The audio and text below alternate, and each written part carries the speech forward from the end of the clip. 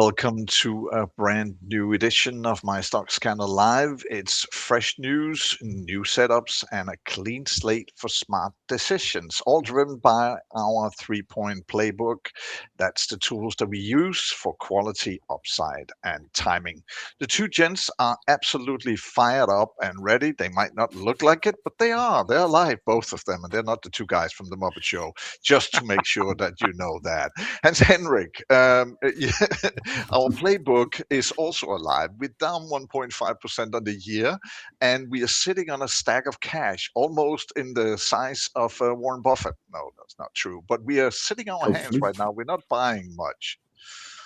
Now, well, we have a list of stocks we would like to buy, but we have our main purpose is not to lose our money. And right now we are a bit uncertain, so we are a bit more in cash. I think at the end of the week we'll probably be a bit less in cash after having bought a couple of stocks. And Liam, I'm going to ask you then, could it be software stocks? They took a mighty bounce yesterday, and it seems like the sentiment is changing for software stocks.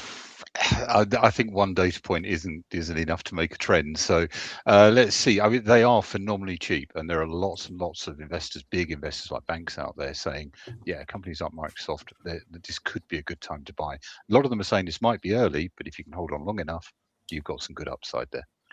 We shall see. And of course, if you are a member of MyStockScanner.com, then you're privy to know what our movements are going to be before everybody else. And remember, give us a like on Facebook and give us a follow on YouTube. Once again, welcome to MyStockScanner Live, where we stay on top of what's driving the markets right now.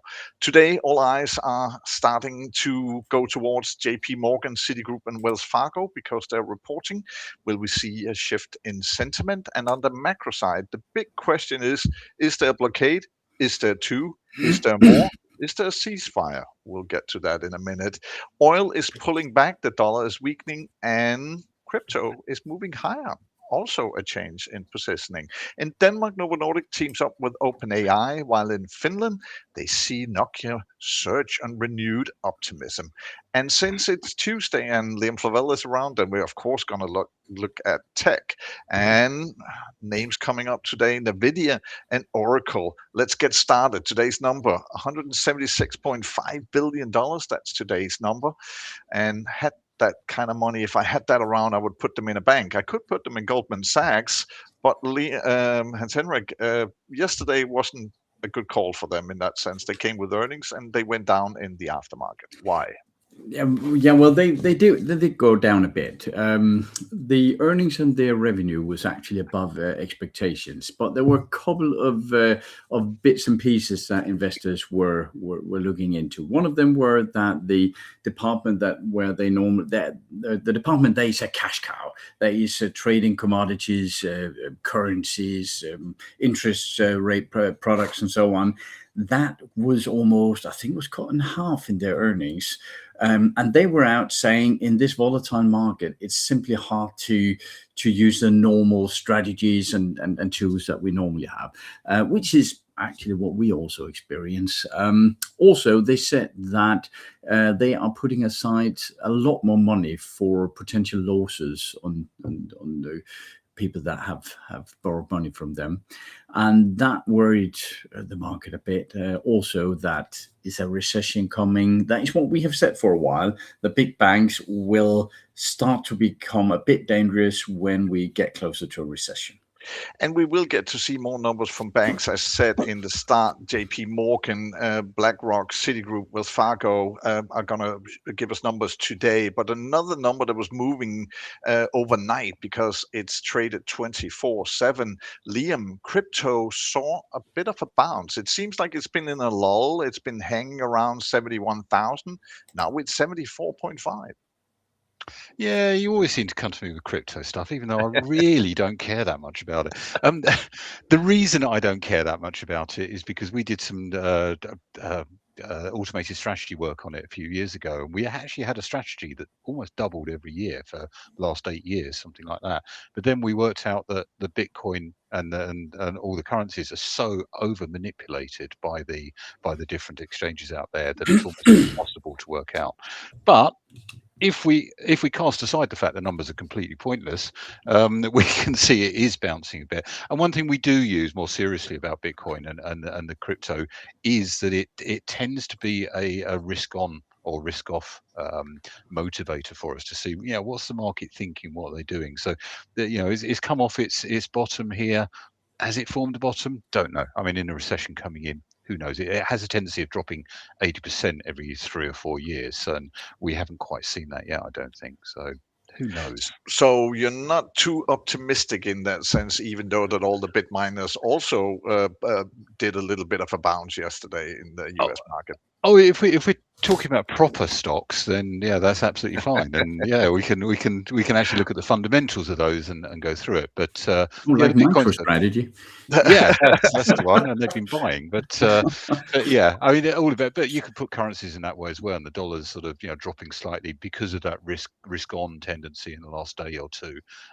So the market is really saying, actually, we don't care about the oil crisis or anything like that, and that's where we think there could be an issue coming up.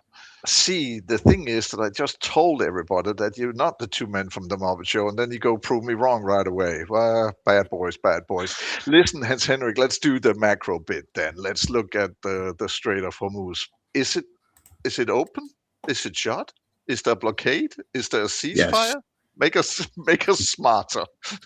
Oh, okay. Well, I'll try. The thing is that Iran blocked the Strait of Hormuz, kind of, except for countries that they really like, and then US blocked their blockade in the beginning totally, but then they withdrew a bit from it and said, no, not really, only from ports from Iran. And so it's really confusing. What we can see right now, this is a confusing map, but this is the Strait of Hormuz. I think everyone can recognize that now. And what we can see is that not really any ships are going through. And the ships that are moving in this direction, we can see them with an arrow on here. They are moving up towards Iran up here, where the toll booth is for the ones that wants to get paid. Also yesterday, a Chinese ship actually passed the US blockade. We don't know really why, if they were coming from another port, not in Iran, but as a lot of people see it as kind of China testing Trump's bluff, trying to call his bluff, and we'll see. No one is shooting at each other down there right now. That is a big thing. People are saying, well, what if a Chinese ship tries to get out and US seizes the ship or shoots at it, or then what? So right now things are fairly calm, and I think that is what keeps oil prices a bit steady. And talking about the movement, because there's like 800 and almost 900 ships that are caught in the strait right now. They're basically not moving. That's the amount of ships that's in there, not moving at all. And of course, a lot of those are energy carriers of oil and what have you. And I know that yesterday you did a top 5 in the Action Snack of energy stocks that are not affected by the Strait of Hormuz, because we're trying to find investments that doesn't get affected by what's going on down there. And you came up with the top 5. Yeah, I did. We did in the, if I just find the group here, those of you out there that are not in the Action Snack, you can have a look at it. And even though this is in Danish, if you are speaking English, then Facebook is able to translate.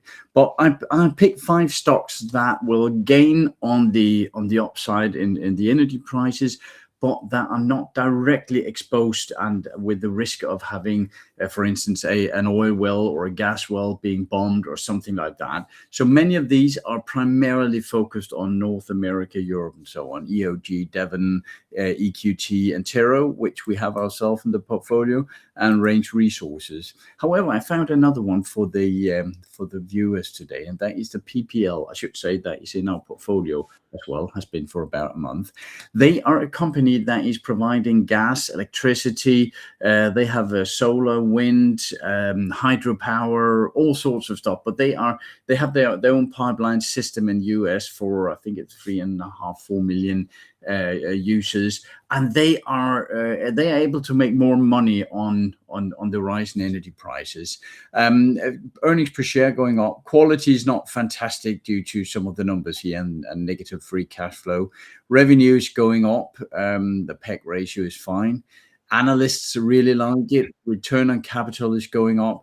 The reason why there is this negative cash flow, that is an active decision from them to simply put a lot of money into developing an entirely new pipeline system that is making profit basically from day one. They turn it on. So overall, good quality. We bought it, as I said, about a month ago. It is giving us some great potentials here. We bought it somewhere here, and then it took a downturn, and right now we're in a decent profit, but we expect a lot more of it. And this is part of the job that Liam and you do, is that you basically try to be ahead of the curve, and then the timing is always where it's at. Also for us, we don't buy just because it's quality. No. We want the timing and the upside with us. And if I may add, we have found a new group of metals that we think will explode in price in the coming months and years, and we are finding stock for that right now for our members, so they can hopefully make some money on them. Before we segue over to Denmark and talk NOVO, because they had started working with OpenAI, we're going to swing by Finland. And the reason we're going to do that is because on the American exchange, the Finnish stock, NOKIA, went up yesterday. Liam, I know it's not because we're starting to play Snake on our phone again, but it's basically nothing to do with their phones. It's something to do with opticals. Right? Yeah. Opticals are the way forward with AI at the moment. So basically, the copper connections going into servers for AI isn't really quick enough most of the time. So they're moving into opticals, fiber optics, and those sort of areas, substrates and what have you. And that really turbocharges the connections between the computer chip itself that runs the AI and the memory and all the other networking kit that it's got in there. So that's why. So Nokia are sort of coming out of the position that they've been in for the last few years, going from a boring sort of, mobile company that actually had quite a lot of patents still in the mobile side of things, but they're coming into an AI infrastructure company, and that's why they went up 7% yesterday, because Bank of America basically said you might want to take a look at these guys. Quality score is 52, which isn't great, and that is almost all because of this sort of jagged line. We like to see earnings per share sort of going up, and it's stable, and you can see where it's going, and it just continues going up for us. So that volatility there is probably mainly the reason why it's not above 60. The PEG ratio is great, so it says that there is some more upside. And then you've got the returns aren't particularly good, but that's probably because we're investing a huge amount into the optical side of things. I haven't actually drilled too much into the numbers on this one, but decent company. And from a valuation point of view, probably not for us, to be perfectly honest, because of these sort of big gaps of earnings over the last 10 years or so. We just really have no idea what the company's worth. So from our point of view, if we're just doing it on the average of what the company's been trading at between 20 and about 24 for the last 10 years, then the company's overpriced right now. If suddenly, because they're in opticals now, that changes, then all of a sudden that could be completely different. We just don't know, and that's the risk that you would take on here if you took the stock on. So what I'm hearing is it might, but we're waiting, and that's what we do, because we want all three keys to be fulfilled before we step into a stock. Exactly. And what we want, there are hundreds of other stocks that have been beaten down in the last month or so that are probably a bit more, you can sort of look at them and think, yeah, they're going to carry on growing, whereas these guys have got to do a turnaround story, and that's a whole different ballgame.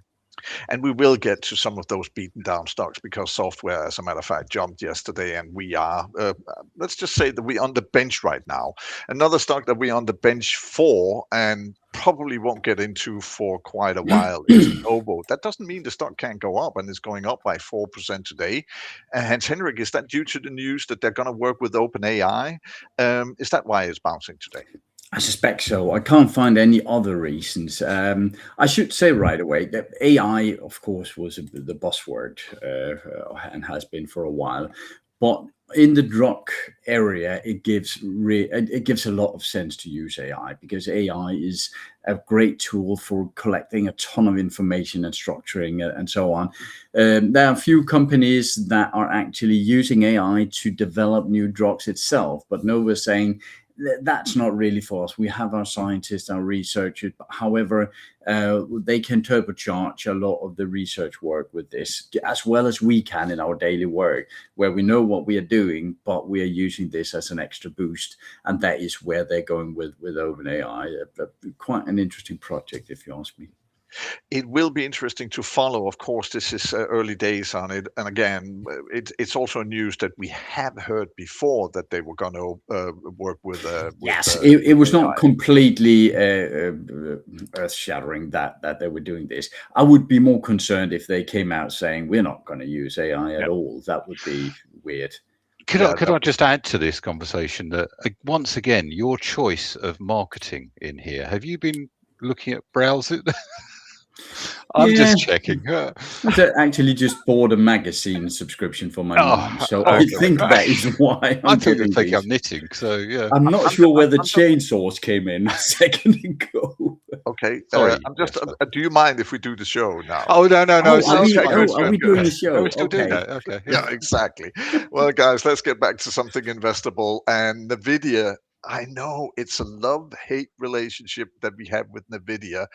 But Liam, take us into Tech Tuesday, because the thing is, the Blackwell chip now can be rented for $4.08 an hour, which means that if you run it for a year, you have paid it off, because then that's $35,000, which is the price of the chip.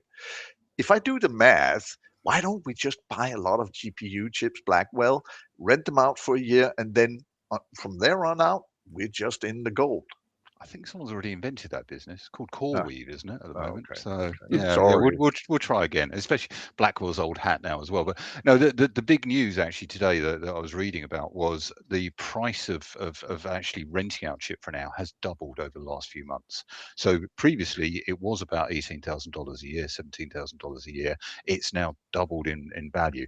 That suddenly means that over 5 years, if you take depreciation as well and running costs and things like that, and dead chips, you're probably looking at maybe $100,000 profit on a £70,000 investment in the first place. So that's suddenly the numbers that we're looking at. And we've always said, from NVIDIA's point of view, let's just have a look at the value chart. From NVIDIA's point of view, I've been saying for months now, the key thing to NVIDIA moving up to where we think it actually could be, which is a huge increase, is going to be that proof that the return on investment is valid and comes in. And right now you're hearing from every single hyperscaler, so that's the guys that run the AI machine, the chips and run AI on their infrastructure, and they're all saying they haven't got enough compute power. And I see it in the coding that we do, and the development team, that suddenly Anthropic's Claude will suddenly just stop working, and that's because it's running out of compute power to give us. So that's and this could be one of those moments that there's a bit of a turnaround now, because suddenly people are making money on this stuff, whereas they weren't 3 months ago. And if we look at NVIDIA, I'm not going to go through the first point of the playbook, because yes, NVIDIA is fairly good quality stock, I would guess. But what we can see is we've actually bounced pretty much on the red line, pretty much where we were last April in the temper tantrum the market had after Trump announced his tariffs. And we're coming up. We can see here that the worst case scenario for the end of this year, so it's only 10 months away, it's only because they report in February, is 32%. Analysts think we could be 5% up, so that's great. And we could actually double if the PE ratio hits where it could do, and the peaks that it's been, where investors have actually paid for the company in the past. And from a question 3 point of view on the playbook, we're in double green on the MTI, so that says there is an uptrend that's starting, and it's pretty much confirmed. The momentum's confirmed there. It's above its 200, the black line, and it's above its green 50 line here. So actually, if we see a bounce up here, this is the area that it's been having trouble breaching. If it can breach up there, which is another 3, 4, 5%, something like that, then suddenly we could have a good rally on our hands. We shall see. We have tried before dipping our feet, and We then have. it seemed the water was a little too cold at that point. But let me swing by some hot waters then, because Oracle took a mighty bounce yesterday, 13% up. And I'll warn you, Liam, you don't have much time. Take us into Oracle and tell why we're doing so well, or why Oracle is doing so well. Oracle's doing so well because it was so awful in for the last few months. If we just look at the price that it's been at, you can see it peaked here. We actually bought it back here, around the end of April, and we sold it on the day before it bounced about 48%, something like that, which is when they announced a partnership with NVIDIA and OpenAI and people like that to actually create a big data center business within their own business. The reason Oracle has dropped so much is because everyone's been very worried about the amount of money they've been borrowing to actually fund this data center business. So they're initially everyone's going, wow, this is brilliant, and then suddenly they started realizing, oh, it's going to cost a hell of a lot of money to do. So, I mean, it's just popped its head above the 50. If it can really hold that, then we could see a start of a new trend upwards, in which case this could be one, a bit like down here on the 23rd, 24th of April that we bought last year. We bought, it sort of broke our rules on just being below, but we saw it as such a good opportunity that we thought we could take a risk on this one, and we made some money. This could be the same. They're a very, very good business. If chips are starting to make money now, they should be one of the prime beneficiaries of that money-making scheme.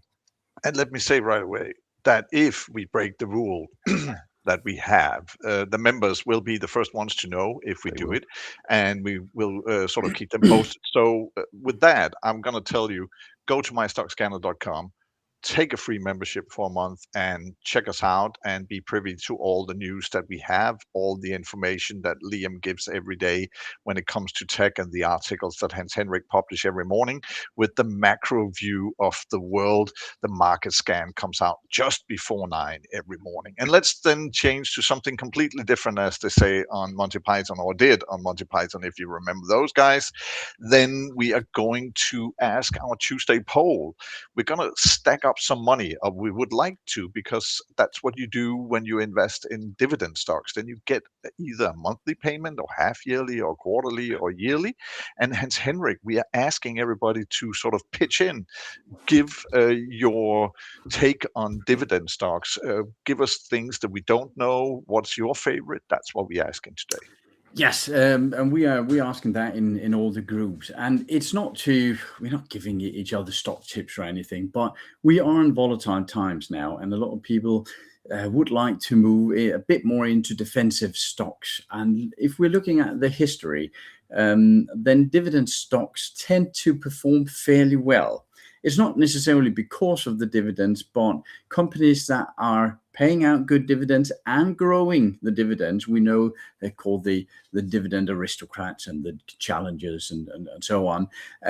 These stocks are normally quite solid, stable companies that are producing a good cash flow and a good earning. So they are these freight trains that we are often looking for. So it's not the dividend in itself that is magical, but some people like that part of just buying a stock, forgetting about it, but just having the dividend come in every month, or quarter, or a year, as you say. So we are just posting out and say, what are you looking at? What's in your portfolio? Personally, I am not choosing anything just because it's dividend.